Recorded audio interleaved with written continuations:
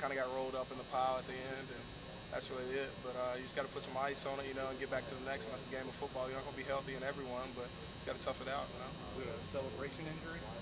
No, actually it was. I think it might have been a combination of both, man. At the end on the goal line stand, and then it didn't help that 85 of my teammates were piled on top. So, at the end I laughed, shrugged it off, and it was a crazy ending. I can't say that. Yeah, now that you had some time to look it over, I guess, what are your thoughts on that finish? Honestly, thank God for T-Bob. T-Bob looks up at the clock. Time's winding down. It's Ole Miss all over again. I mean, that's just what was really going through my mind. And for T-Bob to snap that ball, if he doesn't snap it, we don't get a second opportunity.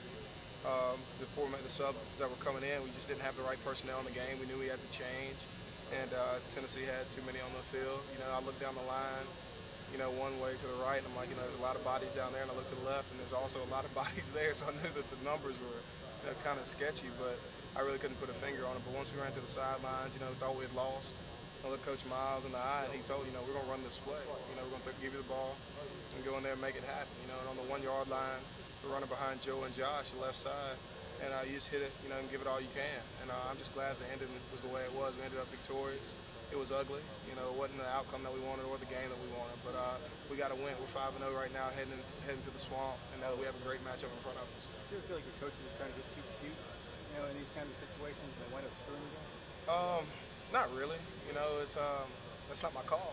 It's just crazy because I'm not up in the top. I'm not in the box. I don't see what they see. We're players. We're all 18 to 22-year-old kids out there playing ball. And for them to make the calls that they call, that's on them. They'll have to deal with that later. Or we're winning. You don't really hear much from anybody. But it's crazy that we're 5-0 and you're still hearing this outside source of negativity. But we're going to stick together. This is our team. We hadn't been the best this year, but we're getting the job done. So we just have to keep working and go and take the next one, one game at a time. On the game-winning run, you had to avoid an early penetrating linebacker. Did you see him flash before your eyes and sort of dodge him there before you banged it up in there on the 4th and 1? Honestly, I didn't, man. I was just running the ball, and the toss was, to the left. So they had, penetration or whatever flowing hard to the left, and I had to get in there and just make a cut. And I just know I had to get vertical and get north and south instead of east and west. So for me, really, to just stick it in there, it's part of just being a runner, man. You have to stay low to the ground. You're going to have contact. It's on the goal line, and you just have to have leg drive. So that's all I did. I went behind my offensive line. They had some push up front, just enough. I didn't get in by much, but I got in, and it worked out for us. You're never taking it wide? No. I wasn't. Once the play's designed, it can go either outside or inside, but you just have to find a crease as a runner.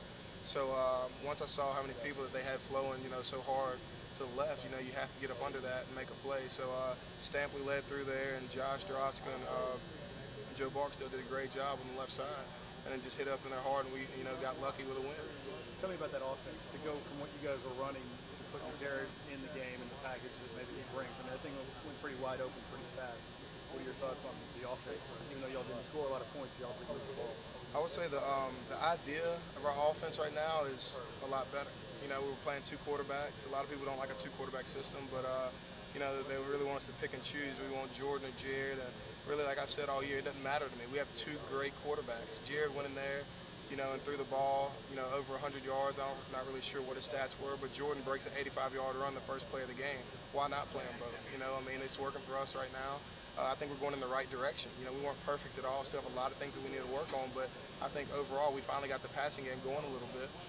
It could have been better, but we're going to continue working, and doing the things that we do around here. With all the talented running backs in the SEC, you're the leading rusher. Just talk about that. It's one game at a time, man. Like I said, I put it behind me. It's actually a blessing, to be the leading rusher in the SEC, but it's you can't really get caught up in that. Florida's not caring about that. Alabama doesn't care about that. They're coming in there and they're playing hard defense. So I'm just going to take it 1 week at a time, run hard, give it my all, and hopefully things will continue to go as they're going.